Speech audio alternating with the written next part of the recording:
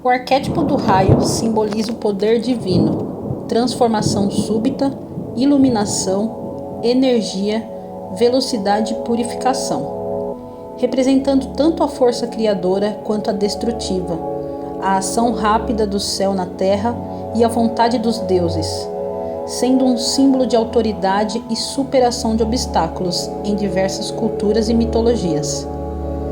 Associado a deuses como Zeus na mitologia grega e Indra no hinduísmo, o raio manifesta o poder supremo, a vontade e a presença divina. Representa uma força que quebra barreiras, purificando o ambiente e gerando mudanças drásticas e instantâneas. É similar a um insight súbito, um esclarecimento que aparece de repente em sua mente.